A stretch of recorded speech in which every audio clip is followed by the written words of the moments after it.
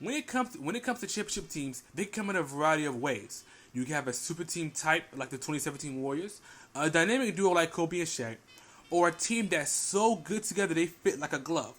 That team was the 2014 San Antonio Spurs. This team is one of my favorite teams because the ball movement type of basketball is just beautiful to watch. Let me break down this team's run and how they beat the Miami Heat in 2014. Now, this video isn't a Spurs Dynasty type video as that video is coming soon, but I'm going to give some background information before I get to 2014 NBA season.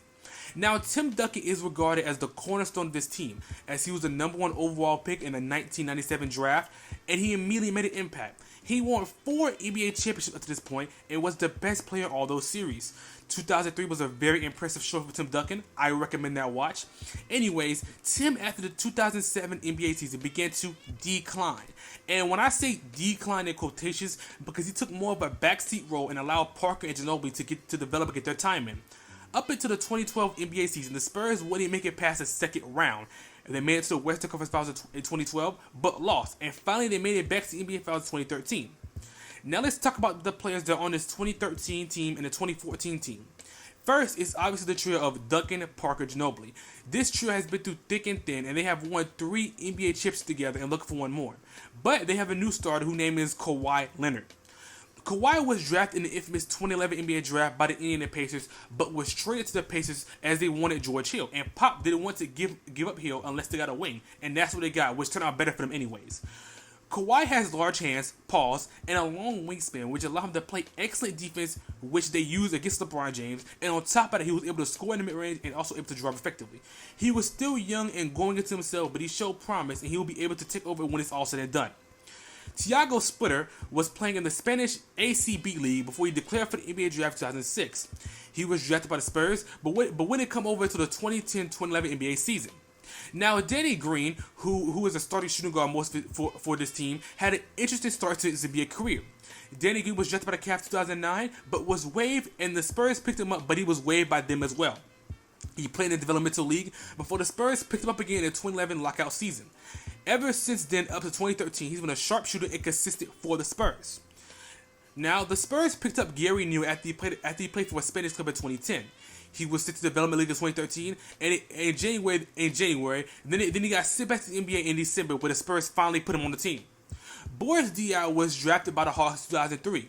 He was traded to 2004, where he played for the infamous 7 seconds or less offense. He was then traded to the Bobcats in 2008. Then the Spurs signed him in 2012, 2 days after the Bobcats waived him. Patty Mills was playing overseas for the Flying Tigers. In 2012, he was released after 10 games with an injury. He wanted to go back to the Blazers, as that's the team that drafted him before he played for the Flying Tigers, but FIBA wouldn't grant him access until March. The Spurs took this opportunity and signed him in 2012 before the Blazers had a chance to when he was granted access. Now, this is a funny one. Tracy McGrady was on this 2013 Spurs team. Yes, Tracy McGrady. He signed to this team right before the playoff qualifiers and was able to finally step on the NBA Finals court. Now, Matt Bonner was traded to his team in 2006. Corey Joseph was drafted in 2011, and Blair was drafted in 2009 by the Spurs, but after 2013, he would go on to the Mavericks. Now it's time for the 2013 NBA Finals. Now, the Spurs put up a good fight, as Danny Green had an excellent series, as he was a consistent shooter for this team, even dropped 27 in Game 3. Gary Neal had a breakout game, as he dropped 24 points in Game 3 as well. Duncan had a revenge game, as he was unstoppable on the boards and dropped 30 plus in Game 6. Ginobili struggled with this series though, and Parker played well, but he also dealt with an injury. Eventually, Ray Allen hitting a shot in Game 6, it sunk the series into 7 games, and the Spurs lost the series in 7 and was sent home again after being so close to the championship again. Now, Ginobili blames himself for this loss and takes full responsibility. He is a free agent. He decided to sign a new deal, but took a pay cut so this team can get more assets. Now it's time for the 2014 NBA season. The Spurs have made some new acquisitions, as they got Marco Bellinelli through free agency, and they also got Aaron Baines. They finished the season with a record of 62-20, which awarded them with the first seed in the Western Conference, which is tied for third of the best record in franchise history. They also had a month this season where they went undefeated, 16-0 in March. They ranked #1 in the league in terms of assists, as they had 2,064 this whole season. They went to the first round against the Dallas Mavericks. Now, the Dallas Mavericks, since winning the NBA championship in 2011, have been trying to reclaim that glory, but have fallen short. They have a very different roster than one 3 years ago, and went against this 2014 Spurs team. This series went to 7 games with the Spurs edging out this series. Every game was close, besides Game 7 where the Spurs completely dominated them. Parker closed out the series with 32 points and closed out the series taking more to the second round. The Spurs won the mission even with the offensively Mavs team. They took care of business and went on to the second round. In the second round, they played a young Trailblazers team who was being led by a duo of LaMarcus Aldridge and young Damian Lillard. The Spurs went to the series and determined to make another finals push as Tony Parker set the tone by scoring 33 points the first game and went on to dominate the first 3 games to be up 3-0 in the series. The Spurs won this game in 5 games and dominated the Blazers in every win. They advanced to the Western Conference Finals. Now this series, everyone's been waiting for. The OKC Thunder versus the San Antonio Spurs. The Thunder was obviously being led by Kevin Durant and Russell Westbrook, as Kevin Durant was coming off his best season of his career as he won MVP this season and was on a mission to go back to the NBA Finals where they fell short 2 years ago.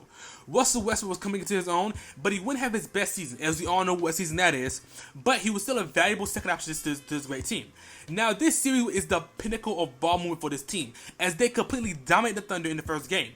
Timmy D led the way with 29 points, but they also had 4 players on this team scoring above double digits. In Game 2, the Spurs dominated again as the Thunder only scored 77 points in this game.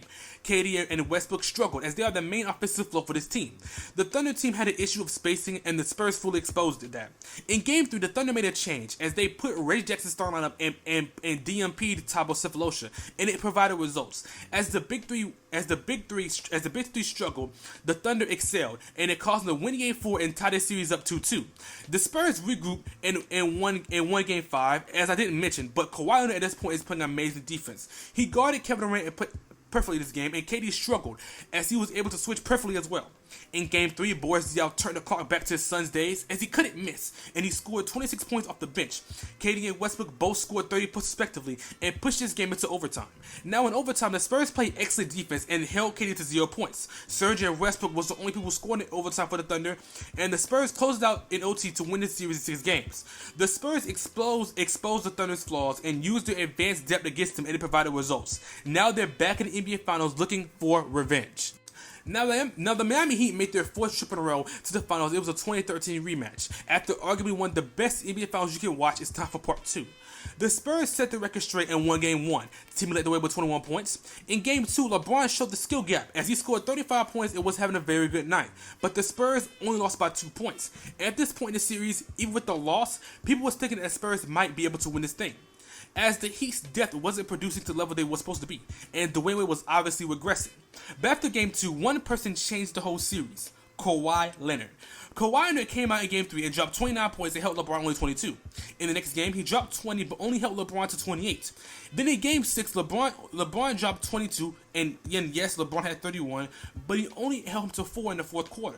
The infamous meme where it was LeBron at the free throw line and Kawhi getting subbed in, it was because Kawhi was the issue for LeBron, and combined with the depth the Spurs had, it was too much for the Heat, as the Spurs won a 2014 NBA championship. Kawhi was awarded by the Finals MVP, as he was the difference maker for the Spurs team. He was able to play good offensively and also be able to play excellent defensively. This would be the last championship for the Spurs would win with the Big Three and in general, but what a special comeback run it was. The ball movement this team had was unmatched. The way this team coincided with each other was so perfect to watch. No one was selfish on this team and allowed everyone to eat and play how they want to play. Sad to see after the season, some of the team fell apart, as that's a video coming soon. But the 2014 Spurs is one of my favorite teams of all time. Thank you for watching this video. As I talked about one of my favorite teams, the 2014 Spurs, I didn't really go in depth as more than I want to because I have a giant Spurs Dynasty video that I'm working on, and that video will go more in depth to every final series, every series, so we'll get more in depth later. Thanks for watching this video, as this is one of the videos that I've been wanting to make for a while now, and I checked off my list. Subscribe for golden ticks and follow for videos weekly.